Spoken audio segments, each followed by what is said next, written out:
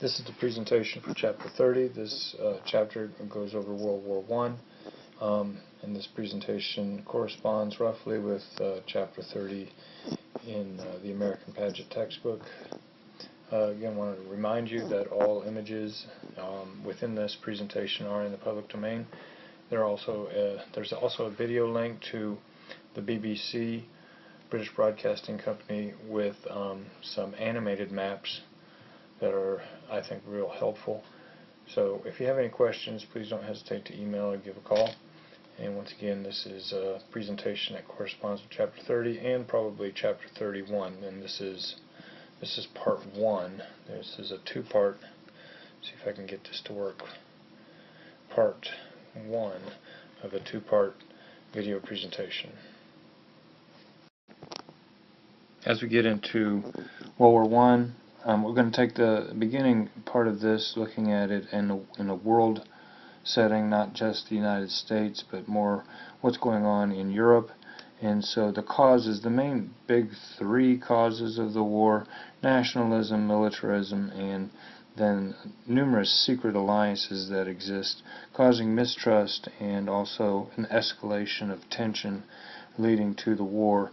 And this idea of nationalism, this idea that every nation mistrusts each other, and an intense sense of pride within their own nation, the idea of this militarism, the idea of invincibility and new weapons, poison gas being used, machine guns, tanks, submarines, airplanes, and this feeling of invincibility, not stopping to think that maybe the other nations themselves also have these weapons. And then this last one, the secret alliances, the idea that you're pledged to join this war if other nations are attacked, and this leads then to an escalation of the conflict.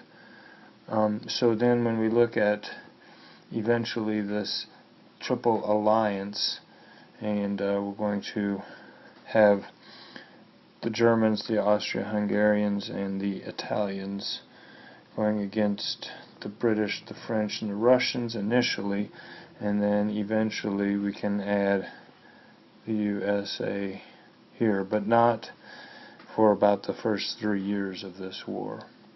So you can look at this map. And I think it'll be helpful for you to be familiar with the locations, especially of Austria-Hungary, Germany, Belgium, and the Netherlands, France, England, and then Russia. And as all of these nations kind of attack, it also becomes very important to realize that Germany is kind of pinched in between the French and the Russians. And so this is an intentional alliance that is established between the French and the Russians to make sure that to check the Germans from expanding. If the Germans attack this way, then the Russians can hit from behind, and vice versa. If the Germans attack this way, then the French can hit from behind. So the idea that the Germans wanted to avoid at all cost fighting a war on two fronts led to some of the strategy, both in World War I and also Hitler in World War II. So that's kind of the beginning here. Beginning of the war. There's other causes. We'll get into those as well. Now, some of the leading causes of the war are militarism, nationalism, and alliances that existed, but there still needs to be kind of a spark. And that spark is an assassination that occurs. So we have the Franz Ferdinand, the Archduke of Austria-Hungary, traveling to Serbia. This is his lovely family, the Archduke Franz Ferdinand, his lovely bride, Sophia, and their children. So as Franz Ferdinand is in his motorcade, there is an assassination that occurs. It's kind of hard to see here. This is the bride, and this is Archduke Franz Ferdinand, and this gentleman here is the assassin. and his name is Gabriel Princip. So Gabriel Princip is the assassin, and he is captured later on, leading to this idea that there is a great conspiracy existing. But this is the spark that causes the beginning of the war. So we have, in June of 1914, 100 years ago, Archduke Franz Ferdinand, the heir to the Austro-Hungarian throne, visits Sarajevo, and as the Archduke rode through the city streets, Gabriel Princip stepped out and killed Archduke and his wife Sophia. Now, this leads then to the initial conflict that occurs between Austria-Hungary and Serbia, but because of secret alliances, of course, then you have, and other alliances, you have Germany pledging to help Austria-Hungary and Russia pledging to help Serbia. So it blows up very quickly into a world war. So let's start by looking at this map. So if you have Austria-Hungary, the Archduke travels to Serbia and is assassinated. So the initial conflict is between Serbia and Austria-Hungary. These two nations are going to go to war. But you have Russia going to help Serbia. Germany is going to help Austria-Hungary. And so you've got these two nations going against these two nations. So where is Germany going to attack? One would think Germany would attack Russia. Germany, in fact, attacks France. And the reason Germany attacks France is because Russia is not quite ready to fight. And so Russia is going to take a long time to bring their troops, who are a little bit preoccupied with the Russo-Japanese war and the conflict with Japan. It's going to take them a while to get organized and come and fight in this area. So the idea is to quickly attack France. In order to do this, you have to avoid what's called the Maginot Line, the French defense line. And so to do this, you have to go around, and that includes Belgium. So Germany, because they are aligned with Austria-Hungary, Germany attacks France through Belgium. And the idea is to quickly capture Paris and then defeat France and then be ready for the Russians when they attack. This maneuver and this flanking maneuver north of or into Belgium is called the Schlieffen Plan. So the idea is to quickly attack this way and surround Paris. So this is put together by General Schlieffen, this individual here. It almost works, but because the British are pledged to come in and help Belgium, the British come in and eventually help France, and so the Germans are stopped here. Meanwhile, then, when the Germans are stopped there, meanwhile, the Russians are coming. So as the Russians come, now Germany is forced, of course, then to fight a war on two fronts. And this then leads to an awful stalemate and trench war. And the war just drags on and on and on. All of this occurs before the United States gets into the war. So this first battle that results just outside of Paris, the Germans' invasion, is forced back at the Marne River, the first battle of the Marne. And the British end up coming in to help the French. Now, I would encourage you to take a look, just look up on the internet the BBC animated maps, and here's the actual website. But if you go to the BBC website and look for animated maps, it'll take you through this first sequential kind of scene, and also kind of illustrate with maps, probably better than this for sure, but illustrate with maps the first 6 months of the war. So as we mentioned earlier, the trenches are dug, and the stalemate exists pretty much throughout Europe, on the western front and then eventually on the eastern front. And these stalemates consisted of trench warfare, an awful existence. So the battles began with massive artillery barrage, huge cannon fire to soften up the enemy, and then the soldiers went over the top. They charged across this no man's land towards the enemy trenches, and at the same time they were being fired at by machine gun fire. So this is a good illustration of half of a trench system. So if you look at this, you would have an intricate system of trenches dug, line after line after line.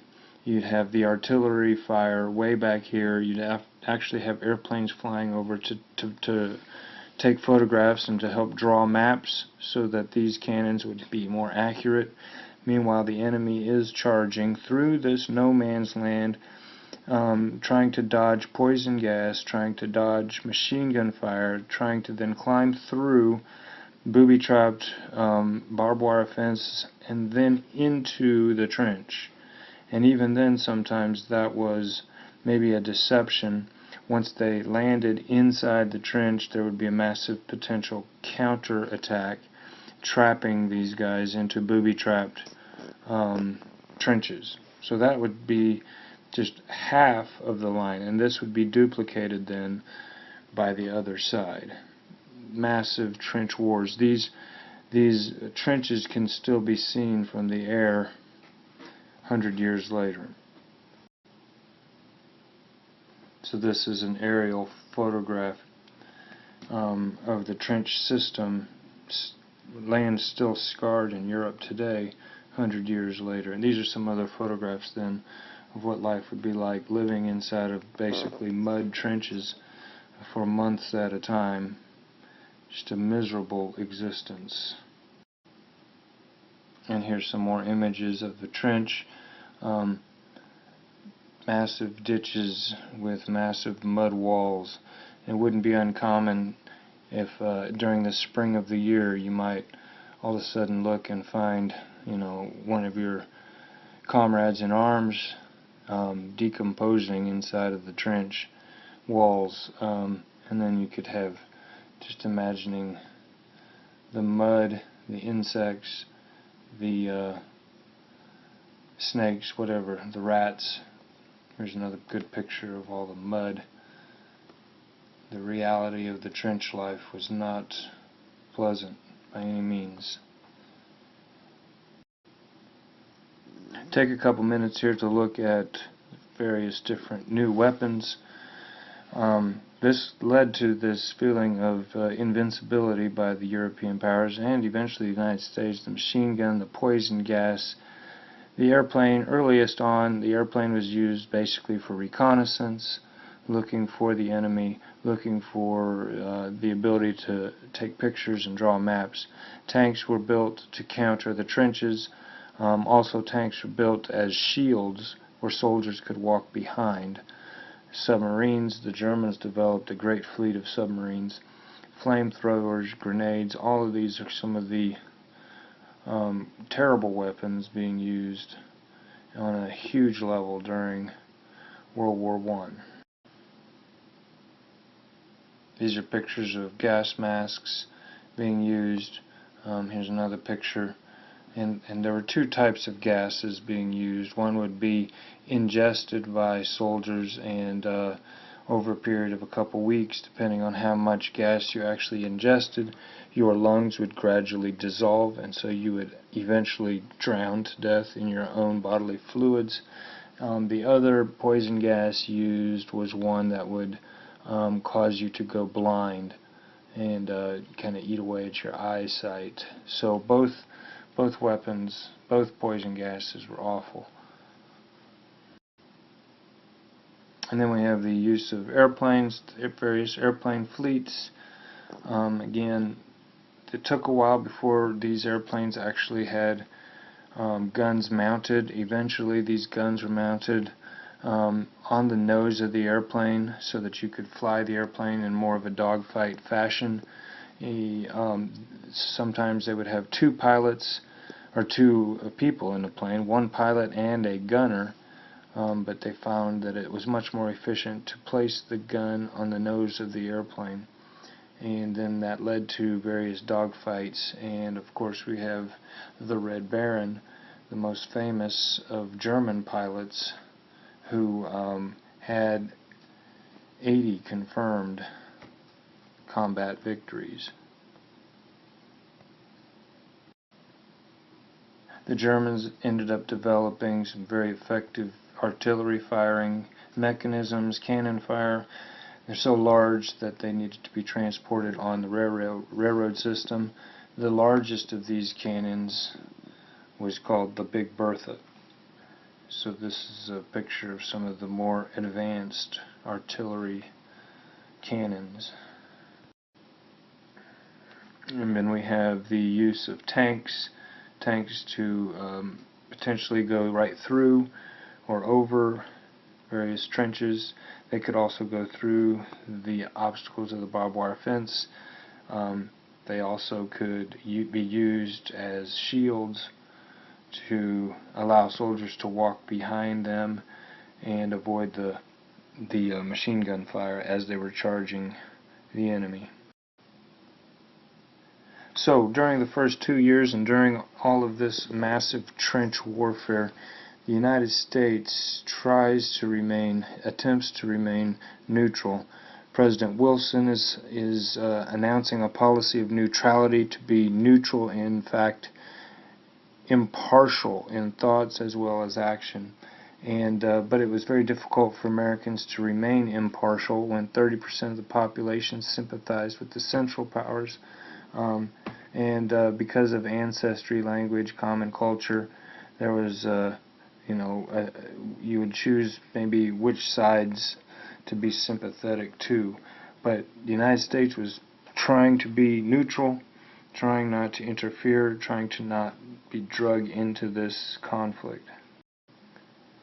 Because of the propaganda that existed throughout Europe, the Germans, of course, were painted as the brutal killers, and because the British had a naval blockade on, the United States felt like it was easier to help the British, and because of this, then the Germans continued to attack. They attacked the blockade, and they resorted to unrestricted submarine warfare. Eventually, this is going to drag the United States into this war. It's almost impossible to make sure that there are no American casualties.